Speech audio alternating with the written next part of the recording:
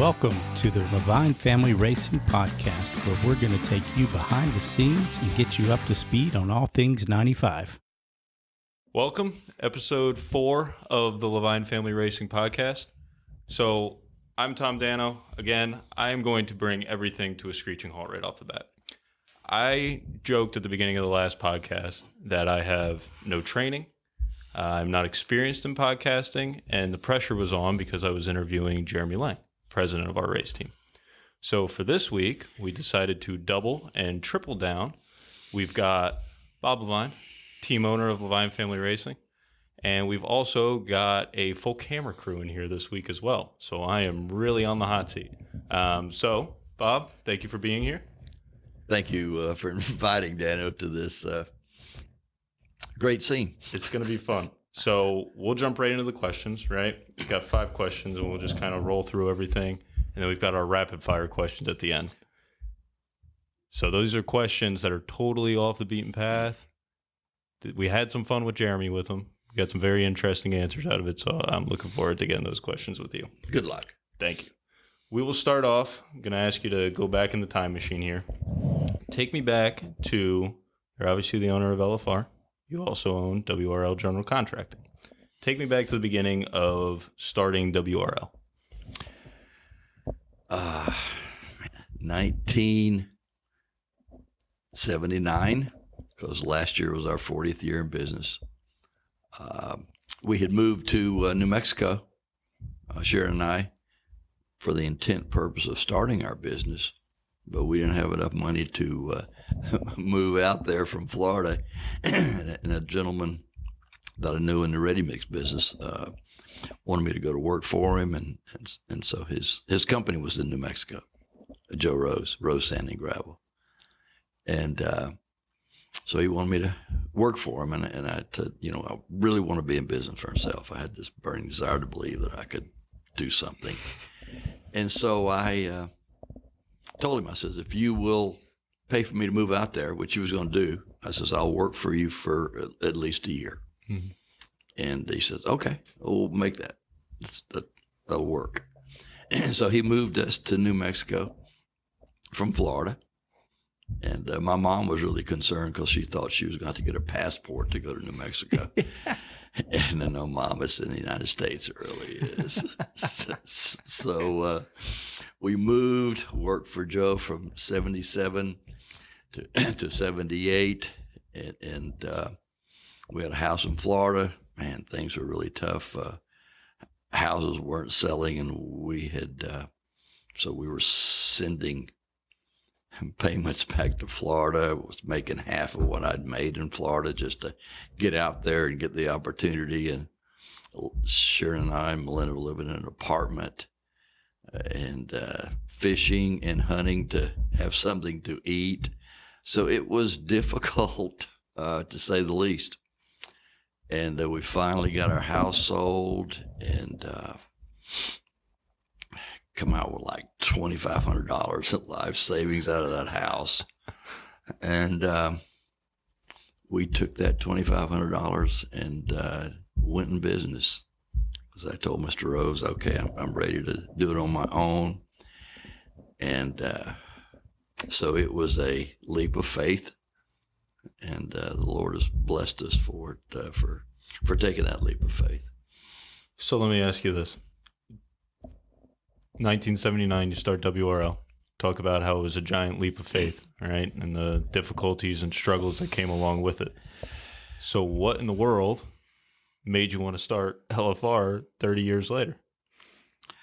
I think I repeated that stupidity.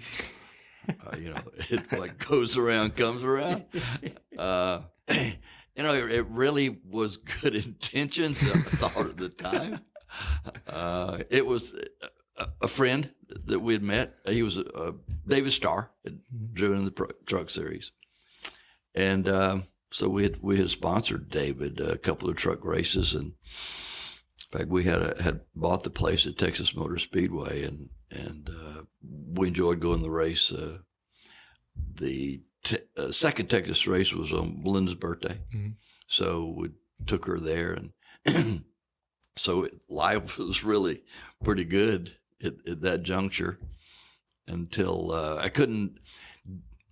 I guess you could, the old buy a ride that was available for David, and I just hated to just go buy him a ride and spend money. Right. I knew nothing about the racing. It was terrible ignorance and stupidity, and so Sharon and I were coming back from our place up at the lake one Sunday afternoon in October, November, and I just said, I think I'll start a cup team where Dave will have a ride.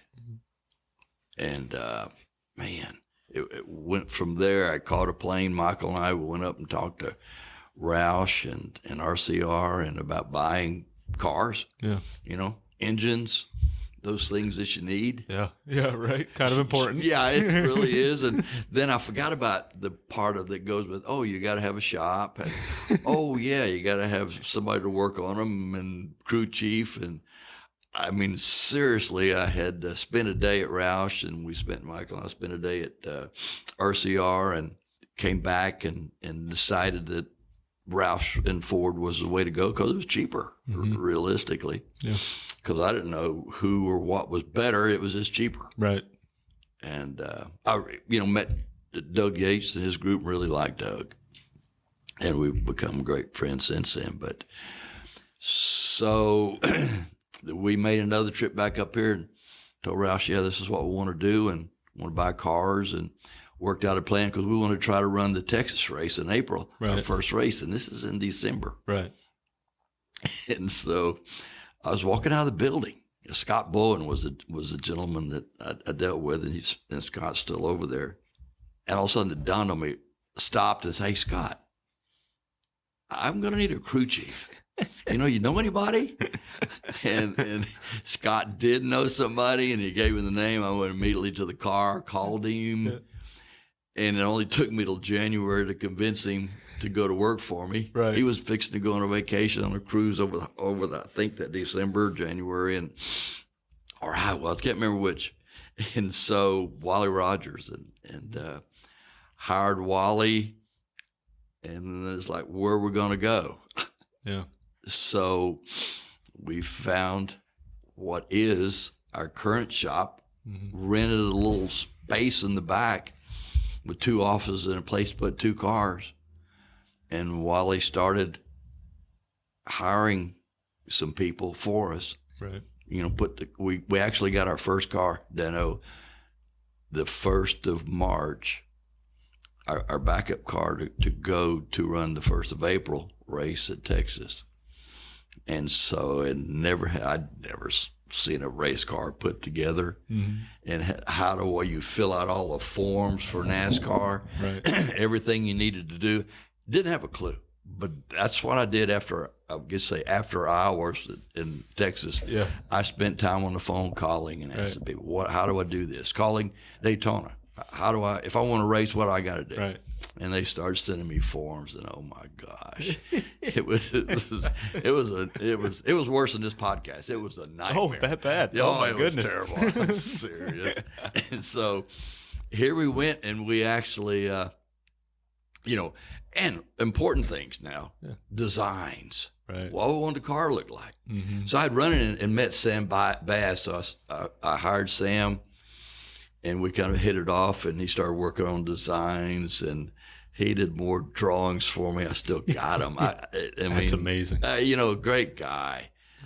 And we still use one of the designs, and there's somebody in our organization that has conveniently changed one of them. I didn't like the Texas in it, and forgot the guy's name, but I think he had him on the other day. He does still work for us, though. Maybe unfortunately, maybe not much longer. But anyway, he's so I was going to rent a hauler. Yeah. And didn't know anybody who was reputable, who wasn't. And I'd find one, he's not, better not, you don't want to mess with him. And then little by little, the stupid things, you can buy this one, you can do that. And then it just got really deep. We wound up buying a hauler, and the guy had not paid for.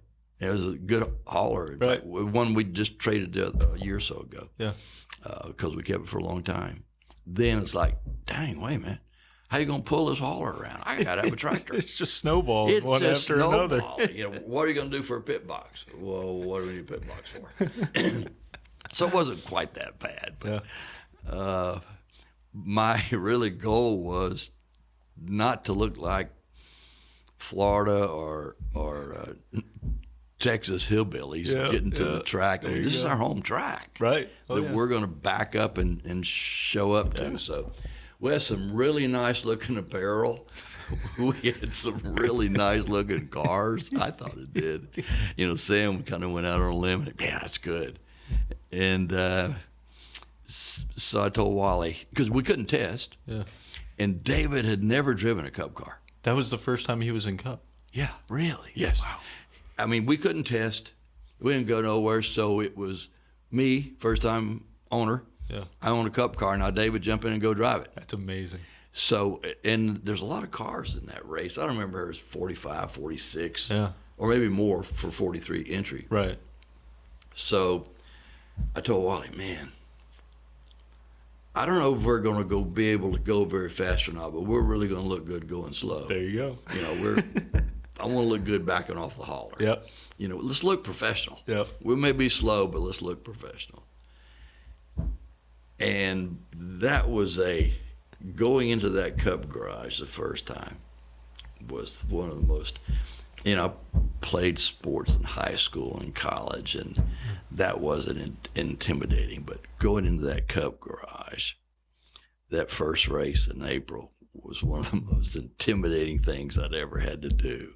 It's like all these people right. when you know their names, you know what they do from watching racing. Right. And now you're going to go be amongst them. Yeah.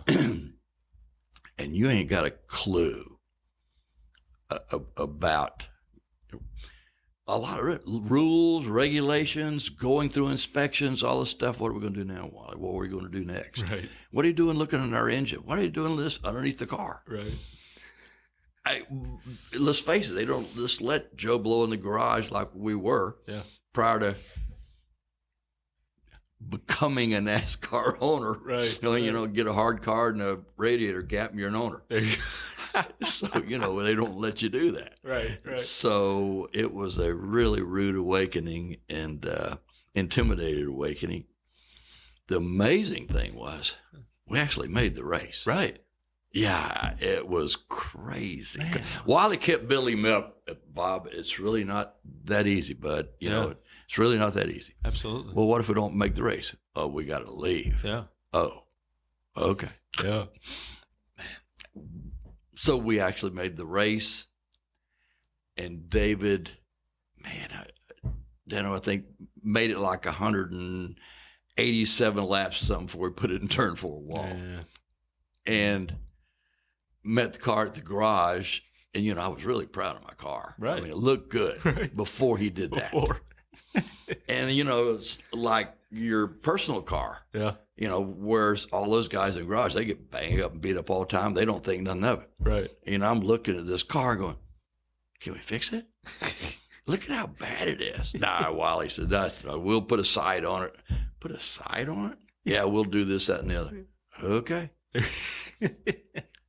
That was our first race. Man, I love it. And so it was an event. Yeah. At least we didn't not make the race. Right. Which we did It's later a big in the accomplishment year. first time out. Well, we ran 8 races. Right. We made our first 4 races, Uh-huh. which was Wally, after every time we'd make, he says, it isn't really this easy, Bob. Yeah.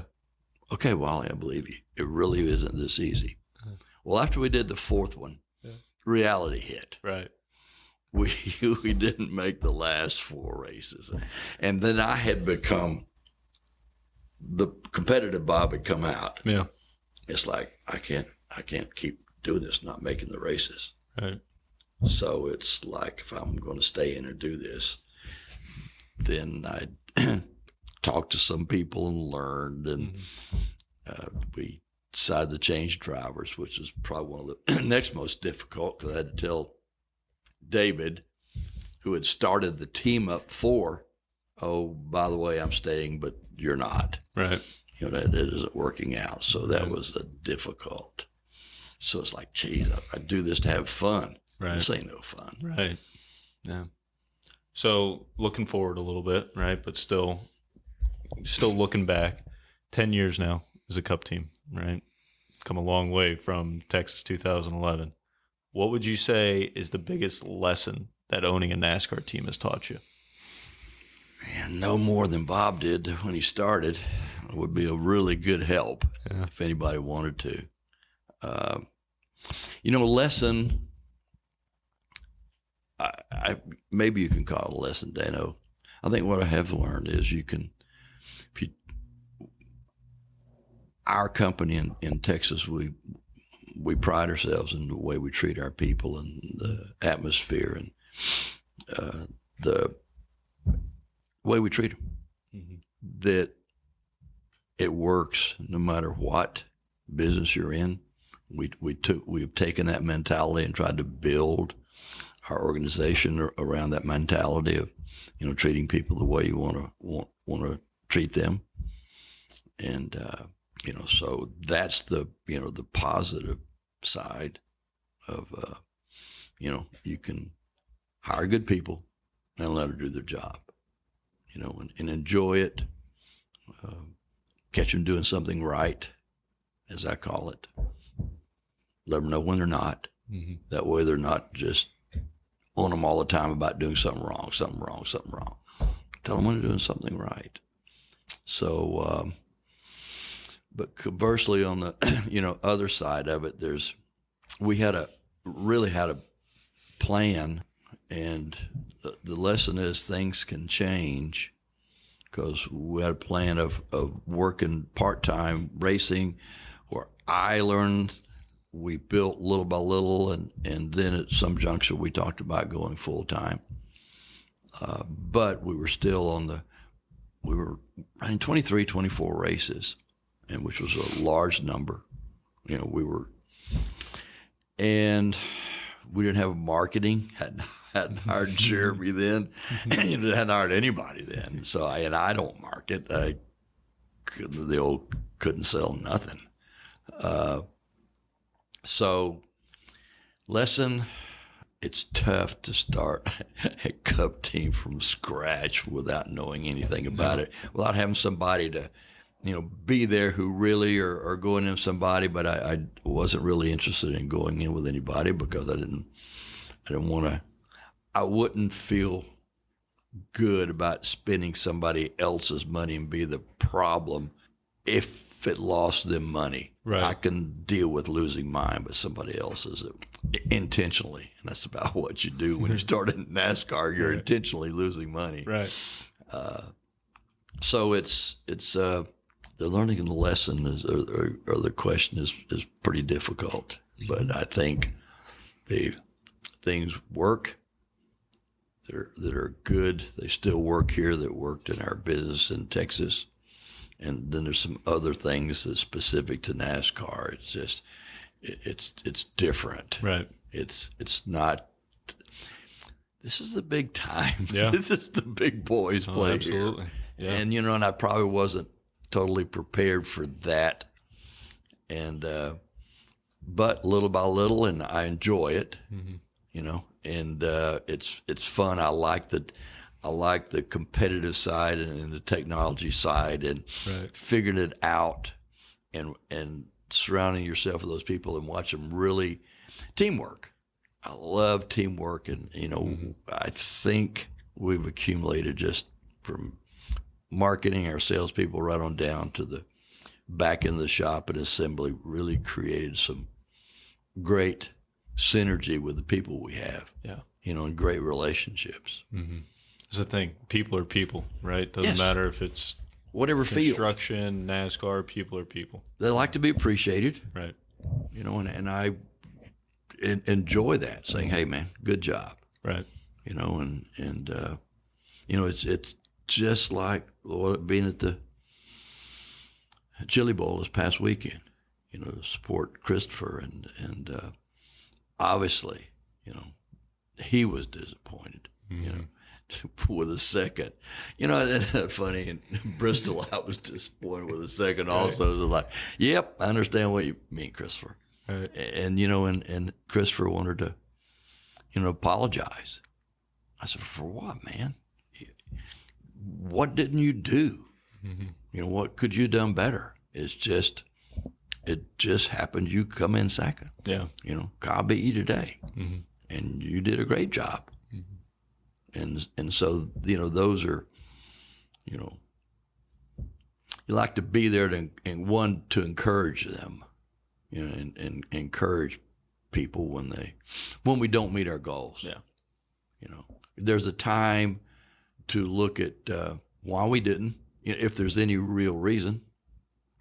I look at a weekend as an event, which it is. You know, what could we do better, and pick on those. Not what our results were, but go to what could we do better. What did we do? You know, was it in practice? What could we do better? And it's kind of like we visited before.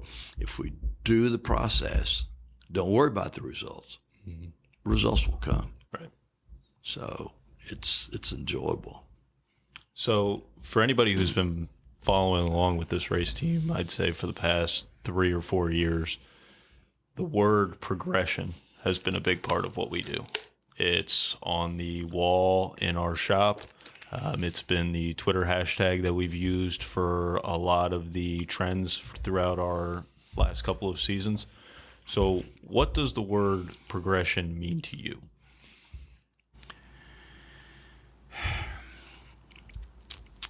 Slowly moving to a desired result. Slowly is the key. It's some years a little more faster than others. Obviously, until last year, we had progressed, but man, when you're, I guess for lack of a better term, when we were where we were, there was a lot of improvement in a lot of areas.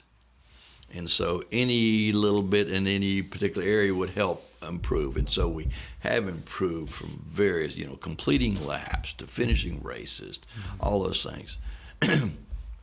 But last year was probably obviously our milestone year, although we didn't get to where I wanted to be. And goal-wise, we were close. Yeah.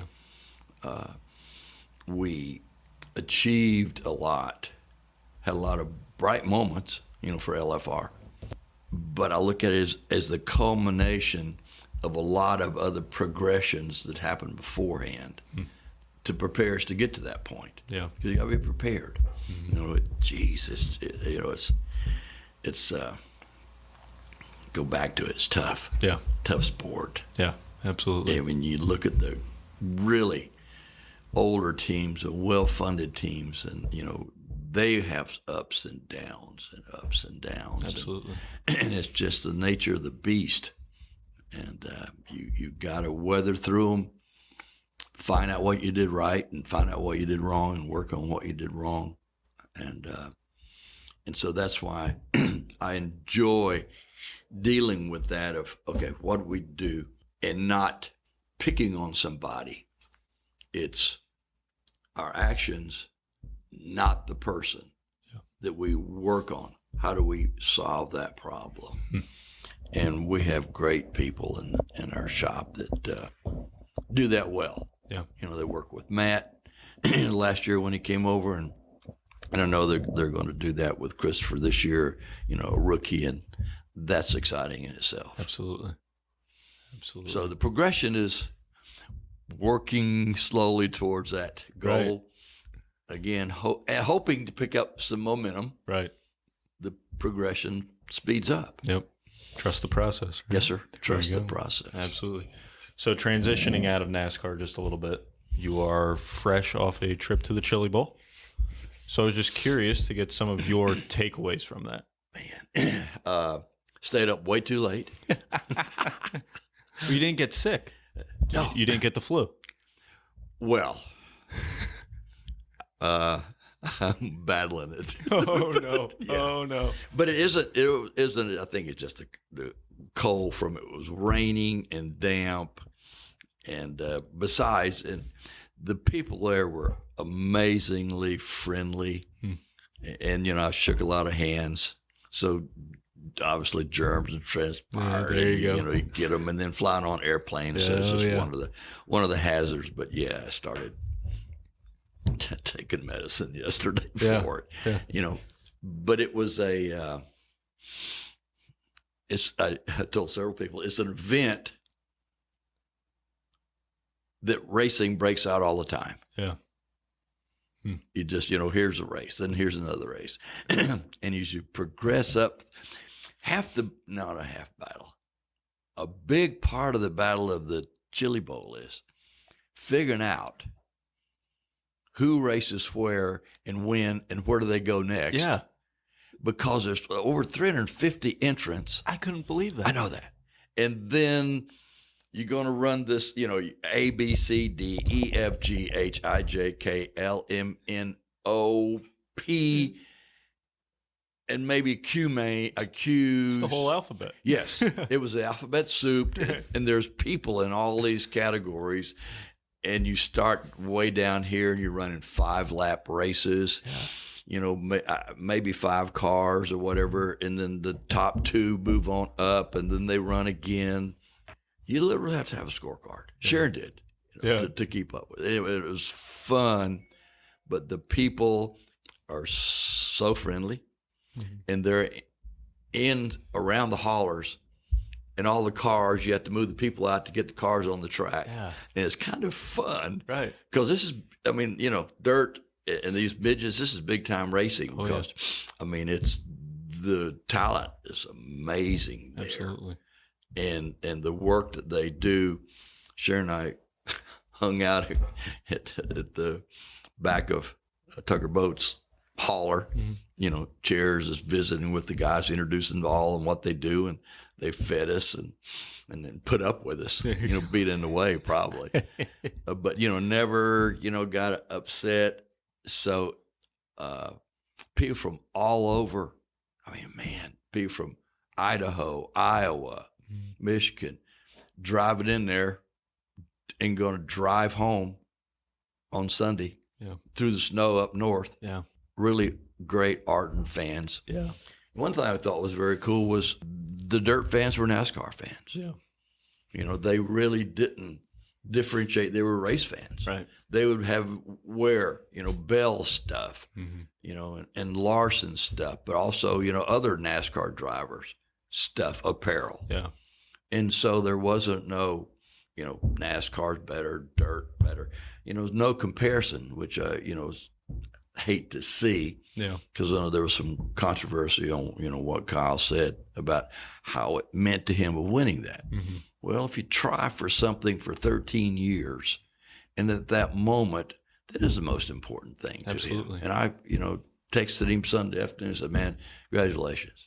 Obviously went there to cheer for Christopher, but, congratulations. Yes, absolutely. And, you got to be happy for somebody's. Mm-hmm. They've worked big part of their life, 13 years. Mm-hmm. We've been doing this for 10 years. And I think, man, he's been trying to win that thing for 13 years and done it. So would you not be happy? Oh, absolutely. I'd be jubilant. Oh, absolutely. Throw somebody under the bus. Yeah. To me, and I think it kind of ties into the Larson thing as well. The Chili Bowl and dirt racing, the way I look at it is it's such a passion project for these people, right? And to see 350 entries show up and the driving force behind all of it, there's sponsorship involved and everything, right? But the passion that these people have to drive through the snow like you're talking about. Yeah. And then you hear the emotion that comes out of Kyle. I believe it's totally warranted, right? It's genuine, it's authentic. Because, and I have absolutely, Sharon and I are going back next year. There you go. No matter what. Yeah. Because somebody asked about when I was, what was the question was on Twitter is when was I going to get committed to, Chili Bowl. Mm-hmm. So, well, whenever I make my next room reservation. There you go. That's as committed as I'm going to There be you is go. making my room reservations. That's awesome. NASCAR's taking about all the spare change I can afford. I don't need another race team. But it's a great venue and great people and great weather, cold, rainy, and we were inside. And it goes all day long. Right. On Saturday. It's great to see. I mean, these kids coming up, you can tell a lot of them are homemade built car. Mm-hmm. Probably some of them still got dirt on from last year. Right. I'm serious. Yep. It's kind of like in our garage. You can see the good teams and all surrounded just racing, what they can afford. Mm-hmm. And that in itself is pretty good because this kid here who looks up to Kyle or Newman or Stenhouse or whatever it is, may race that sucker. Mm-hmm. And to go race with your hero, that's going to spur them to keep racing. It's pretty cool. Yeah, it is. Mm-hmm. And I love the inspection process there. Oh, yeah? Yeah. What's that like? Show up. There you go. Run what you brung, right? I mean, nothing. It's amazing. Wow. No weight. How could you with 350 cars, right? Yeah. I mean this, the only time I saw a official was down in the middle of and here's what amazes me. One of the things, restarts. Mm-hmm. It's what 12 seconds driving around the arena. Yeah, and it's a lap. So there's very few, once they get the car cleaned off, who's ever wrecked and rolled, and they do keep track of flips. I saw that. Was that crazy? 90-something was the Well, at one time, it was in the high 60s to the 70s, and I lost track. Right. I was watching on TV, and they had a little graphic pop up. That was awesome. How many flips? I did not, when I first read that early week, flips. Oh, I get it. Flips as in on the track. But back to the restarts. Yeah. All those guys, once it's cleared out, get in line, and there's like one lap to go, and we start. Yeah. And they're in the right order. It's amazing. Nobody has to talk to them and get on to them and go to the back or whatever. It's like, how do they do that? Mm-hmm. These are young kids. Mm-hmm. But it happens, and man, they get started quickly. Yeah. Now, the bad thing about some of the ones down when you're LMNOPs, you'll run a lap and get a wreck. Run 2 laps and get a wreck. Run 3 laps and get a wreck. Mm-hmm. So but then as you move on up, racing's amazing. It was. I watched the final on TV, and it was breathtaking. Yeah. Watching those guys, the way they would slide in and out and set each other up multiple corners in advance. It was some of the best racing I've watched in a long, long time. Yeah, long time. And one of the neat things, Christopher took Sharon and I and Jeremy down on the track. Oh wow! To talk when we got there Friday afternoon. Right. Tell about the moisture in the track, where the grip is, where the grip ain't, how it changes through the race. So, I mean, it ain't just go out and run. Right. There's technology. It's amazing. Yes, it is. Mm-hmm. And tires, they spend more time on cutting their tires and doing weird stuff to their tires, I think, than anything else. Yeah. So, but everybody there is having a great time and involved. It's amazing. And so it's nothing that, what do you bring away that you could move in the NASCAR? I don't know that there's really anything, we can bring in. You go back and say, how do we go back to that day where we didn't have to do all the inspecting that we do now and to this, that, and other. And I don't know that it's really, we've wanted to go faster, and we've done it. Yep. And, how do we stop that? Well, now we've got different engines and bigger spoilers on the back to slow us down. Mm-hmm. So, can we ever? I don't know. But, I think our racing is pretty dang good I agree. And, you know, and it's going to get better. I really like what NASCAR did with the changes coming up this year. I think it's going to help those tracks, and they see it and they get it. And so, you know, ours is going to get that way, and just people got to give us a chance to get on track and show it. Yeah. The opportunity, because there's a lot of similarities, but a lot of differences also. Yeah. So we'll segue out of that. It's kind of a personal question that I have, right, Bob? So what's fascinating to me, it comes up on every podcast we do. I am the baby of the race team, right? What is always fascinating to me is I am the stereotypical millennial, right? I grew up with social media, Twitter, Facebook, Instagram, the whole 9 yards, right? What has always fascinated me is how you have picked up on Twitter and how active you have become on Twitter.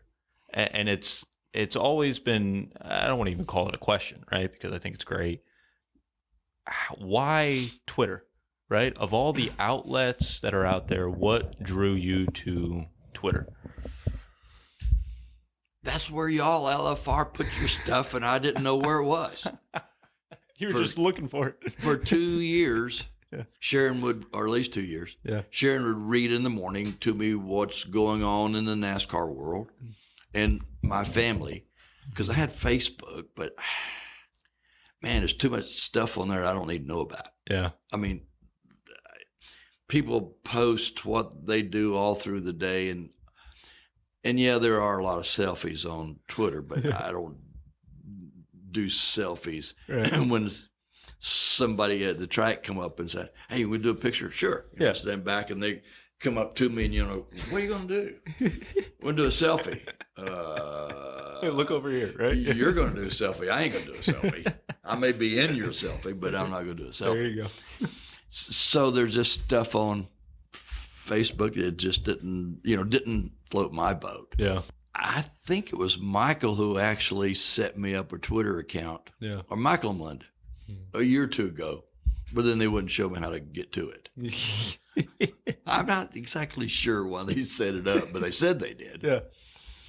So I asked them for last Christmas, hey, for Christmas, help me set up an account where I can go on and not have to get Sharon to read to me about what's going on in NASCAR and who's doing what. Yeah. And LFR. Yeah. Christmas passes. We get into January. Okay. Well, let me see. Start a construction company. Start a race team. Surely I can figure out how to go on Twitter and open an account. Well, I did. I really did. And for 2 or 3 weeks, I'd go on. I didn't know. I'm thinking, if I put something out there, you can't get it back. Yeah. That was the first thing. Yeah. You can't get it back. So all I did was watch, roll through, try to figure it out, manipulate it. Yeah. And then I took the big step. I'm going to hit that little heart down there. Ooh. Yeah. There you go. Big step. That's where it all starts. Yep. Yeah. I did a like. And then after a few days, I may have asked Sharon, what is this? What does retweet mean? And then she told me what. Repost their post or tweet. Yep. Tweet, yeah. Okay. Well, that's pretty cool. I think I like that. I'll retweet it. There you go. And then I would look and say, well, it's only been out there, 2 hours, so you don't want to retweet it yet. You want to have some time in between it. There you go. So I'm thinking about this. So I wait. What if I want to comment? How do I do that? It's just like starting a race team or starting a construction company. You just keep asking questions and it keeps snowballing. And hitting the right buttons. There you go. Yep, absolutely. So I can't even remember, but I know we were on Sharon's birthday, 26th of January, just coming up this Sunday. There you go. We're celebrating by being on an airplane. Oh, congrats. Going home. There you go. Big time celebrating week. when you get to our age. Anyway, I actually made a comment. Mm-hmm. Rarely, even now, do I post something. Mm-hmm. I'm generally going to answer a question or put a comment to somebody else's. Right. I.e., last year at Dover, when Kyle said the racing sucked at Dover, and lady jumped on him because he didn't win, and I defended him and got in trouble. Yeah. So that was my first Twitter troll. So really, and I only did it to follow y'all. Yeah. LFR y'all. Yeah. And our family. Right. I had no intention of anybody else wanting to hear what I had to say. Mm-hmm. Because my family don't want to hear what I got to say. Y'all don't want to hear what I got to say. Why would anybody else out in Twitterland want to know what I had to say? Hey, it's awesome. It's funny. I think that's a funny parallel of just starting a general contract company, starting a race team, and then starting a Twitter. I graduated to Twitter. I love it. So we're going to move into our rapid fire questions now. Right? So we'll start off. Your favorite athlete of all time. Can I have co-athletes? Yeah. Sandy Koufax, Don Drysdale. Okay. All right. I know who Sandy Koufax is. I don't know who Dan Drysdale? Don Drysdale. Don Drysdale? Yeah, I don't know who that is. Baseball? Yes. Is it pitcher? Yes. Okay. All right. Yeah. Both of them pitched for the Dodgers World Series. Okay. Same time. All right. They were righty and lefty. Yeah. I wanted to be Don Drysdale. Yeah. All right. He was a right-hander. Sandy Koufax was a left-hander. Yeah. So the second question, do you prefer talking or texting? Talking. Talking. Yeah. I took typing in high school. Uh-huh. Because really all the nice-looking girls were in typing class. There you go. I lasted a week. There wasn't any of that pretty in there enough for me to suffer through having to learn how to type. So I have to tweet. I use one finger to. You peck. That's yes, what one finger. Yep. So it is pretty onerous for me to tweet because it takes so long to me doing it. Right. And I'll make a mistake every once in a while and not realize you got to proofread it. Yep. Oh, yeah. It's definitely easier to talk. Favorite travel destination? Caribbean. Caribbean. What about the Caribbean? Sharon loves the beaches. There you go. There's in fact, we have some people down there that has a 73-foot catamaran that we actually, 2019 or was it 18? Mm-hmm. Our family's big enough for our whole family to go on. We spent a week on it. That's amazing. So we like. Those are good friends to have. Yes, they 73-foot. Well, but they charge. Yeah, okay. So nothing's not that free. That's true. Nothing's free. No, even advice anymore. That's the truth. So is that specific enough? The Caribbean? No, absolutely. Okay. It's all because I asked Jeremy the same question and he talked about Europe, right? And how, but he is also very much so. He loves the beaches. He's got the beach. Yeah, but he said family there all the time. He said Europe because he wanted to impress you with his culture. Yeah. I can't impress you. You know me too well to know the culture ain't in part of my vocabulary. Jeremy didn't fool me either. Oh, okay. Favorite musical act? That's a big, broad category. Yeah. Mamma Mia. Mamma Mia. Really? Play. Love it. ABBA. Okay. Yeah. You haven't seen the musical play? I haven't seen the play. I've seen the movies. Comes from the plays. Interesting. Sharon and I saw it at the Bass Theater in Fort Worth years ago. Wow. First time, Mamma Mia. Yep. It didn't work. I'm thinking, you're a Texan. You had theater tickets. Yeah. It didn't rub off. We tried for a couple of years. That's culture. Yeah. You're supposed to get a little more refined. It didn't work. So we went from there. I went to Vegas and saw Mamma Mia twice in Vegas. There you go. Loved it. It's amazing. You need to go see Mamma Mia sometime. I'm going to have to check that out. Yep. Last one. Your favorite TV show? ESPN? Does that work? That counts. No. Yeah, no, it counts. I do not watch regular television programming. Right. You keep up with sports? I will watch college basketball game. Mm-hmm. college baseball, Yep. college football. Love it. Used to like the NBA, but man, they're just spoiled kids with a lot of money. Yeah. So yeah, stick and ball, racing. We do not watch regular program. I tried Netflix for a year. Yeah. And we watched some of those on there, then they kind of got old, and it's just not the old Bonanza and things we used to watch growing up. Yeah. So I could not tell you a show that's on there. I do not watch the news broadcast. Yeah. It's biased. I don't want to hear their opinion. I go and have my sources that I read it online early in the morning. Right. So Sharon and I get up about 5:30, read, eat, head to the gym about 8. So that's when I do my reading and tweeting. And yeah, that doesn't sound real well, reading and tweeting. But so I really don't have, except the category. Yeah. I enjoy the competition There you go. of sports, and you can walk away and come back and you haven't missed a line. Right. You can look and see if they scored a touchdown or not. Yep. I'm with you. So that's my story. I'm sticking to it. There you go. It works. Well, that's all I got, Bob. Thanks for having me on, Dano. Thank you very much for being You did a here. good job, bud. Thank you. Thank you. Jeremy threatened me the last time. He said, if you don't do good, we'll just find somebody else to do it. So Guarantee he ain't going to take your job. no, he won't. He won't. But hey, survived another week. We'll take it. Take it. Thank you, Bob. You bet. Thank you, bud.